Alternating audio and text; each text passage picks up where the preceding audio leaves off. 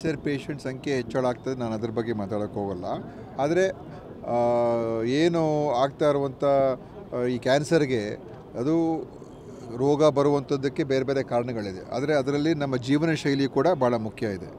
ಜೀವನ ಶೈಲಿ ಮತ್ತು ಮಾಲಿನ್ಯ ಮತ್ತು ಏನು ಈ ಆಹಾರದಲ್ಲಿ ಮಿಶ್ರಣ ಆಗಿ ಏನು ಮತ್ತು ಕಲಬೆರಕೆ ಆಗುವಂಥದ್ದು ಇದೆಲ್ಲ ಕೂಡ ನಮ್ಮ ಆರೋಗ್ಯದ ಮೇಲೆ ದುಷ್ಪರಿಣಾಮ ಬೀರ್ತದೆ. ಅದರಿಂದ ಎಲ್ಲೆಲ್ಲಿ ನಾವು ಸಾಧ್ಯ ಆಗುತ್ತೋ ಅದೆಲ್ಲ ಸರಿಪಡಿಸ್ಕೋಬೇಕು ಅಲ್ವಾ. ಯಾವ್ದು ಸಾಧ್ಯ ಇದೆ, ಈಗ ಗಾಳಿಯಲ್ಲಿ ಮಾಲಿನ್ಯ ಆದಾಗ ನಾನು ಒಂದೇ ದಿವಸ ಸರಿಪಡಿಸೋಕ್ಕಾಗಲ್ಲ. ಅದು ಹಲವಾರು ರೀತಿಯಾಗಿ ನಾವು ಕ್ರಮ ತಗೊಳ್ಬೇಕು. ನೀರಿನಲ್ಲಿ ಮಾಲಿನ್ಯ ಆದಾಗ ಅದ್ರ ಬಗ್ಗೆ ನಾವು ಕ್ರಮ ತಗೊಳ್ಬೇಕು. ಆಹಾರದಲ್ಲಿ ಮಾಲಿನ್ಯ ಆದಾಗ ಅದ್ರ ಬಗ್ಗೆ ಕ್ರಮ ತಗೊಳ್ಬೇಕು. ನಮ್ಮ ಜೀವನ ಶೈಲಿ ಅದು ನಮ್ಮ ಕೈಯಲ್ಲಿ ಇರುವಂಥದ್ದು. ನಾವು ಏನು ತಿಂತೀವಿ, ನಮ್ಮ ಒಂದು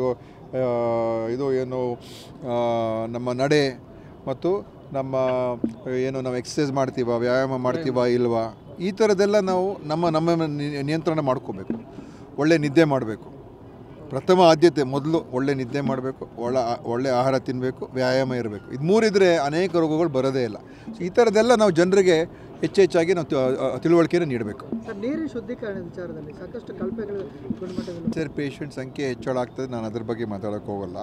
ಆದರೆ ಏನು ಆಗ್ತಾ ಇರುವಂಥ ಈ ಕ್ಯಾನ್ಸರ್ಗೆ ಅದು ರೋಗ ಬರುವಂಥದ್ದಕ್ಕೆ ಬೇರೆ ಬೇರೆ ಕಾರಣಗಳಿದೆ. ಆದರೆ ಅದರಲ್ಲಿ ನಮ್ಮ ಜೀವನ ಶೈಲಿ ಕೂಡ ಭಾಳ ಮುಖ್ಯ ಇದೆ. ಜೀವನ ಶೈಲಿ ಮತ್ತು ಮಾಲಿನ್ಯ ಮತ್ತು ಏನು ಈ ಆಹಾರದಲ್ಲಿ ಮಿಶ್ರಣ ಆಗಿ ಮತ್ತು ಕಲಬೆರಕೆ ಆಗುವಂಥದ್ದು ಇದೆಲ್ಲ ಕೂಡ ನಮ್ಮ ಆರೋಗ್ಯದ ಮೇಲೆ ದುಷ್ಪರಿಣಾಮ ಬೀರ್ತದೆ. ಅದರಿಂದ ಎಲ್ಲೆಲ್ಲಿ ನಾವು ಸಾಧ್ಯ ಆಗುತ್ತೋ ಅದೆಲ್ಲ ಸರಿಪಡಿಸ್ಕೋಬೇಕು ಅಲ್ವಾ. ಯಾವ್ದು ಸಾಧ್ಯ ಇದೆ, ಈಗ ಗಾಳಿಯಲ್ಲಿ ಮಾಲಿನ್ಯ ಆದಾಗ ನಾನು ಒಂದೇ ದಿವಸ ಸರಿಪಡಿಸೋಕ್ಕಾಗಲ್ಲ.